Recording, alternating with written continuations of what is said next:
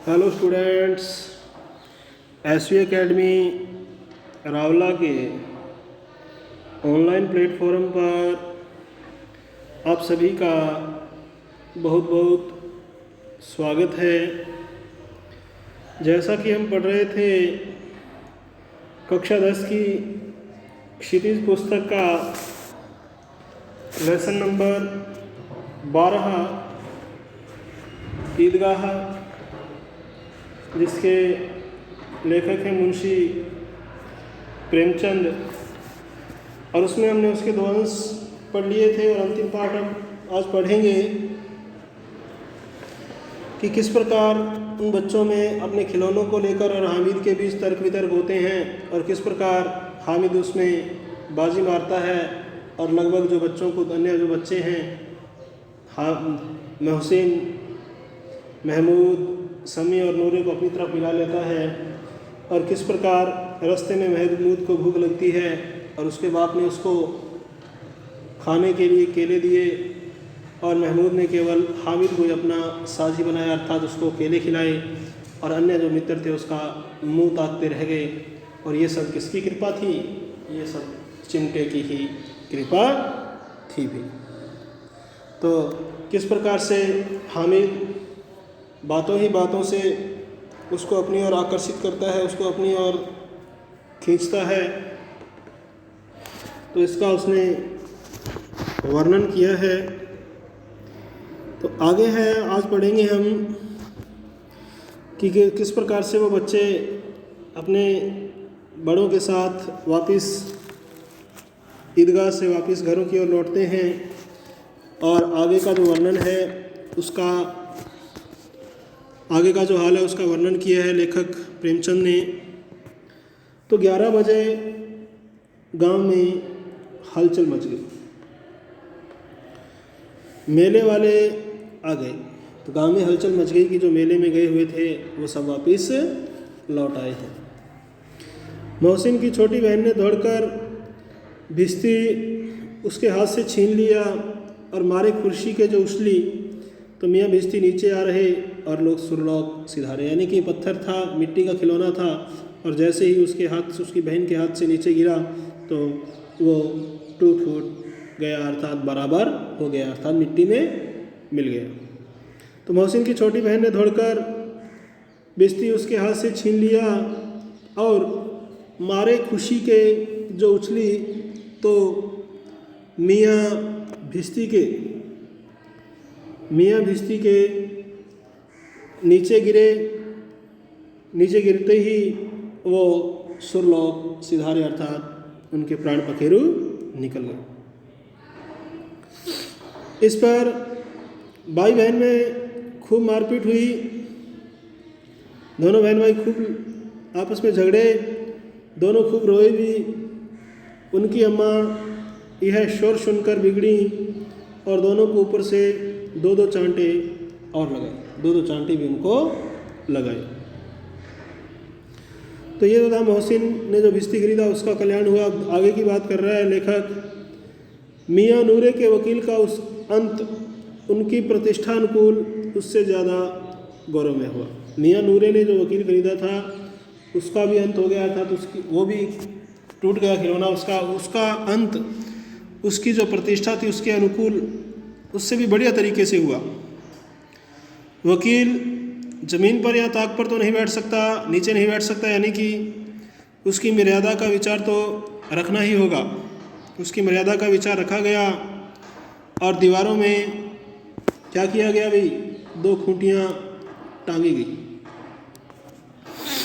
2 खूंटियाँ गाड़ी गई, उन पर लकड़ी का एक पटरा सा रखा गया, लकड़ी का एक पटरा सा रखा गया। पटरे पर कागज़ का कालीन बिछाया गया, यानी कि कालीन तो वैसे कोई दरी पट्टी होती है, परंतु उसकी मर्यादा के अनुसार जैसा बच्चों की प्रवृत्ति होती है, मानसिकता होती है, आदत होती है, तो पटरे पे कागज़ का क्या किया गया, कालीन बिछाया गया।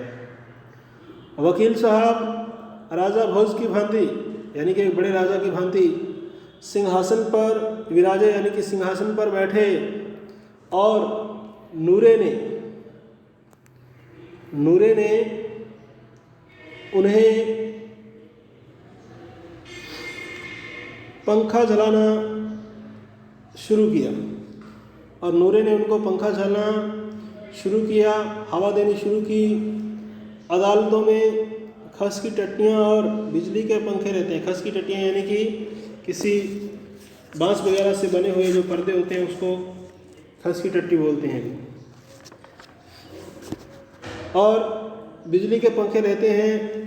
क्या यह मामूली पंखा भी ना हो? क्या यह मामूली पंखा भी ना हो? यानी कि अदालत में तो बहुत सारी सुविधाएं वकीलों को मिलती है, इसलिए उसने भी, नूरे ने भी क्या किया, उसके लिए एक घरेलू पंखे की व्यवस्था की है। कानून की गर्मी दिमाग पर चढ़ जाएगी कि नहीं? बांस का पंखा आया और नूरे हवा करने लगे।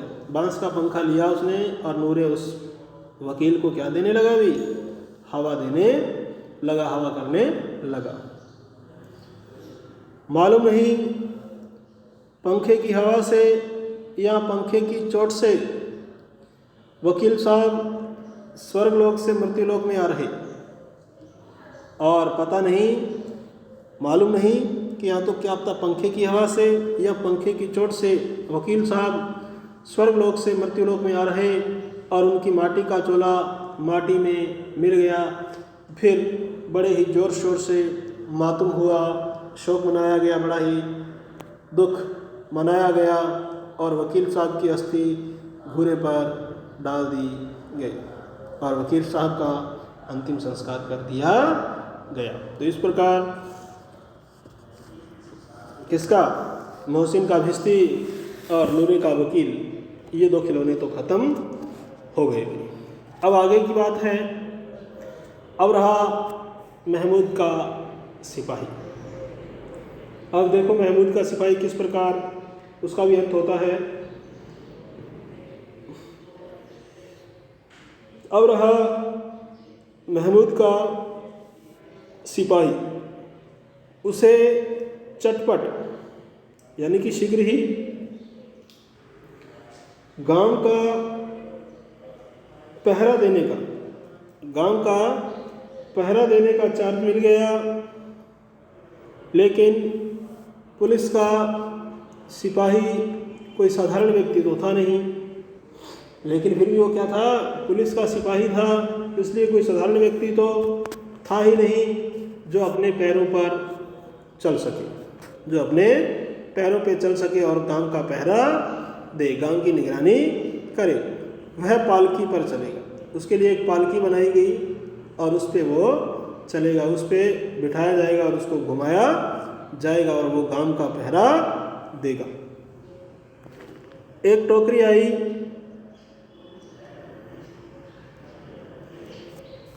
आई, उसमें कुछ लाल रंग के फटे पुराने चीथड़े बिछाए गए। फटे पुराने चीथड़े का मतलब है जो पुराने कपड़े, उसकी कतरने वगैरह बिछाई गई एक टोकरी में, तो जिसमें सिपाही साहब बड़े ही आराम से लेटे। और एक टोकरी लेके आया वो,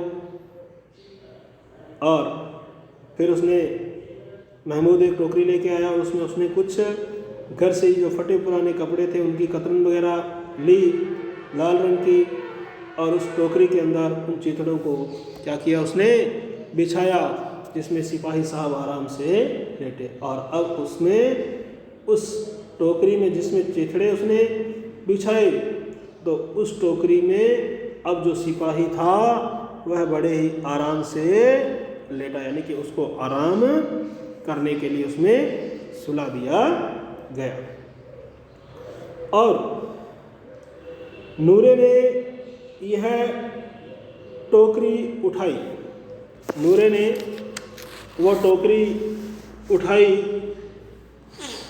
और अपने द्वार का चक्कर लगाने लगे। नूरे ने वो टोकरी उठाई और अपने ही द्वार के चारों तरफ वो क्या करने लगा? चक्कर लगाने लगा, अर्थात सिपाही पहरा देने लगा। सिपाही ने पहरा देना शुरू कर दिया। उनके दोनों छोटे भाई थे, उसके और थे। उनके दोनों छोटे भाई सिपाही की तरफ से छूने वाले जागते रहो, जिस प्रकार रात को पहरेदार पहरा लगाते हैं, आपने सुना होगा। बाज़ारों के अंदर, कई जगह गांवों में भी पहरे लगते हैं कि सोने वाले जागते रहो। तो वो नूरे के दोनों छोटे भाई हैं, वो भी सिपाही की तरह आवाज़ लगा रहे हैं, छूने वाले जागते रहो, यानी कि जो सोने वाले हैं उनको कह रहा है कि ये सोने वालों जागते रहो, पुकारते चलते हैं। इस प्रकार की वो आवाज़ निकालते हुए, उसके साथ साथ पुकारते हुए नूरे के साथ चल रहे हैं। मगर रात तो अंधेरी होनी चाहिए, यानी कि रात के समय ही वो पहरा दिया जाता है। महमूद को ठोकर लग जाती है।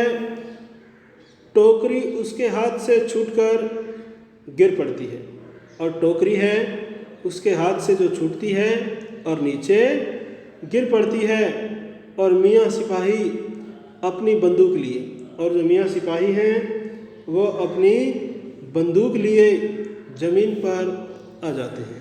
कहाँ पे आ जाते हैं? ज़मीन पर आ जाते हैं। और उनकी एक टांग में विकार आ जाता है, दोष आ जाता है। महमूद को आज ज्ञात हुआ कि वह अच्छा डॉक्टर है, और महमूद को भी आज ज्ञात हुआ, आज आभास हुआ, उसको पता चला कि वह एक अच्छा डॉक्टर भी है। अब उसको ऐसा मरहम मिल गया जिससे वह टूटी हुई टांग को आनन फानन में जोड़ सकता है। अब उसको ऐसा मरहम, ऐसी दवाई, ऐसा उपाय मिल गया कि वह उसकी टूटी हुई टांग को आनन फानन में, जल्दबाजी में जोड़ सकता है, और उसने ऐसा किया।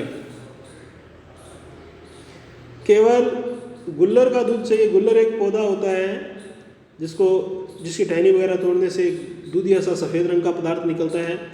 तो इसलिए कह रहा है केवल गुल्लर का दूध चाहिए।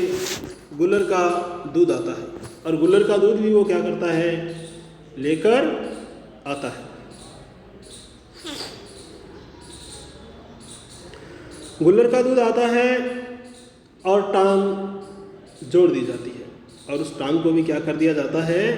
जोड़ दिया जाता है। लेकिन सिपाही को ज्यों ही खड़ा किया जाता है, टांग जवाब दे देती है। गुल्लर का दूध आता है, उसकी टांग को जोड़ा जाता है।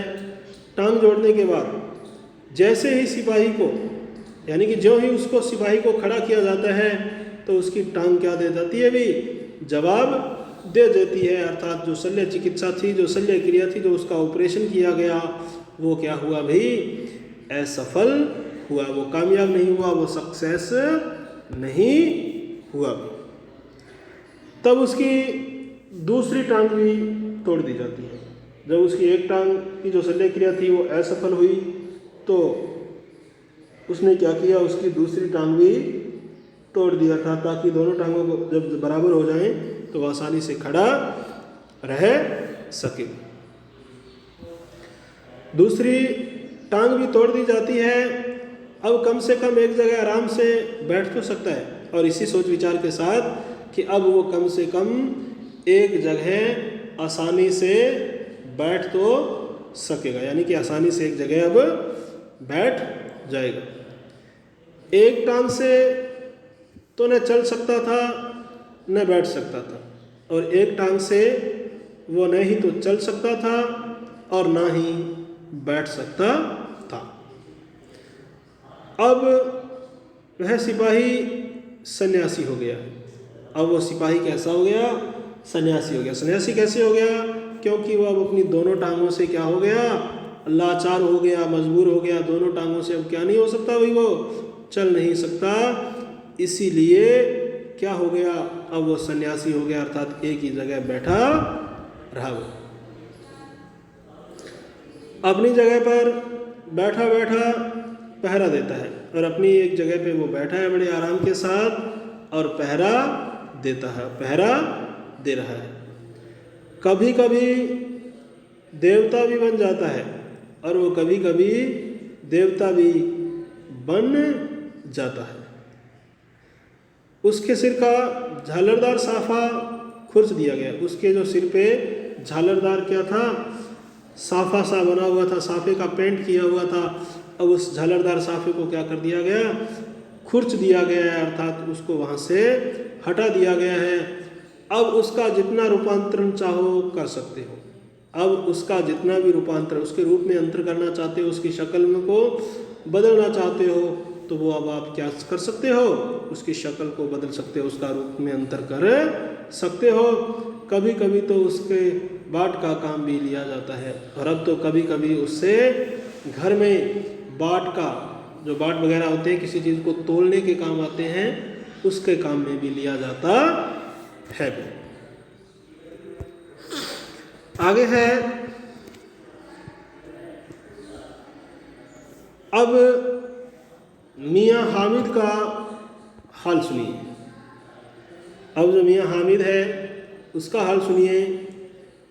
अमीना उसकी आवाज़ सुनते ही दौड़ी और उसे गोद में उठाकर प्यार करने लगी। अमीना ने उसकी आवाज़ सुनी और सुनते ही दौड़ी और उसे अपनी गोद में उठा लिया, क्योंकि वो उसका एकमात्र सहारा था जिसके आश्रित वो जी रही थी।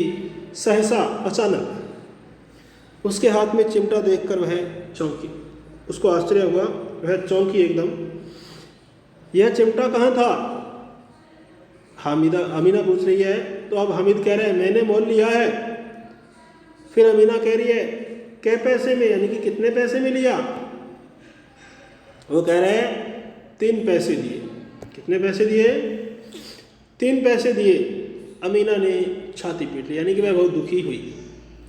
यह कैसा बेसमझ लड़का है, कैसा मूर्ख लड़का है कि दोपहर हुआ, कुछ खाया पिया और कुछ खाया न पिया, कुछ भी खाया पिया नहीं।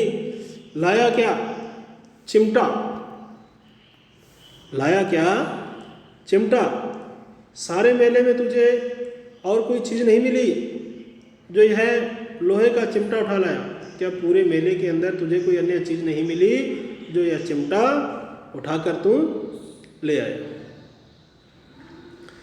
हामिद ने अपराधी भाव से कहा, थोड़े अपराधपूर्ण भाव से कहा, तुम्हारी उंगलियां तवे से जल जाती थी, तुम्हारी उंगलियां तवे से जल जाती थी, इसीलिए मैंने उसे लिया। आपकी जो जब रोटियां पकाती थी तो आपकी उंगलियां तवे से जल जाती थी, इसीलिए मैंने इसको खरीद लिया, यानी कि आपके लिए इसको मैं खरीद कर लाया। बुढ़िया का क्रोध तुरंत स्नेह में बदल गया, और वह स्नेह में नहीं जो प्रगल्भ होता है, यानी कि जो आसानी से प्राप्त नहीं होने वाला, इस प्रकार का प्रेम प्रकट हुआ और अपनी सारी कशक शब्दों में बिखेर देता है। यह मूक स्नेह था, चुपचाप स्नेह था, खूब ठोस यानी कि खूब मजबूत, रस और स्वाद से भरा हुआ। बच्चे में कितना त्याग, कितना सद्भाव और कितना विवेक है। विवेक का मतलब होता है बच्चे में सोचने और समझने की शक्ति पैदा होना, अर्थात अच्छे और बुरे की पहचान की क्षमता का उसमें विकास होना। दूसरों को खिलौने लेते और खाते देखकर इसका मन कितना ललचाया होगा। यानी कि अब बुढ़िया विचार कर रही है कि दूसरे बच्चों को खिलौने लेते और खाते हुए देखकर, मिठाइयाँ खाते आदि देखकर इसका मन कितना ललचाया होगा, जी में कितनी लालच आई होगी। इतना जब्त इससे हुआ कैसे, यानी कि इन सब चीज़ों को इसने सहन कैसे कर लिया। और वहाँ भी उसे अपनी बुढ़िया दादी की याद बनी रही, और वहाँ भी उसे अपनी जो बूढ़ी दादी है उसकी जो याद है वो लगातार बनी रही। अमीना का मन गदगद हो गया, अर्थात बहुत ही प्रसन्न हो गया। और अब एक बड़ी ही विचित्र बात हुई, एक विचित्र घटना हुई। वो घटना क्या थी? हामिद के इस चिमटे से भी विचित्र, और हामिद के इस चिमटे से भी विचित्र एक घटना हुई। बच्चे हामिद ने बूढ़े हामिद का पार्ट खेला था, और जो बच्चा हामिद था वो बूढ़ा हामिद बन गया, क्योंकि उसने बड़ी ही समझदारी दिखाई। और बुढ़िया अमीना बालिका अमीना बन गई। जो बुढ़िया अमीना थी वो बालिका अमीना बन गई, अर्थात उसमें बच्चों जैसी शक्ति आ गई, अर्थात वो रोने लगी। वह रोने लगी, दामन फैलाकर हामिद को दुआएं देती जाती थी। उसने अपना दामन, अपनी चोली फैलाई, अर्थात और क्या किया, उसको हामिद को दुआएं देती जाती थी। ईश्वर से उसकी सुख की कामना मांग रही थी, सुख की कामना कर रही थी, और आंसू की बड़ी बड़ी बूंदें गिराती जाती थी। हामिद इसका रहस्य क्या समझता? हामिद इस राज को क्या समझता? तो आज के लिए स्टूडेंट्स इतना ही। यहाँ ये आपका लेसन कंप्लीट हुआ, और इसके जो क्वेश्चन आंसर हैं वो आप करने का प्रयास करना, और आगामी ऑनलाइन क्लास के दौरान ये क्वेश्चन आंसर आपको करवा दिए जाएंगे। तो आज के लिए स्टूडेंट्स इतना ही। इस लेसन को आप बढ़िया तरीके से पढ़ना, और इसके जो अंदर से जो क्वेश्चन बनेंगे उनको भी याद करने का प्रयास करना। तो आज के लिए स्टूडेंट्स इतना ही। बहुत बहुत धन्यवाद। जय हिंद, जय भारत।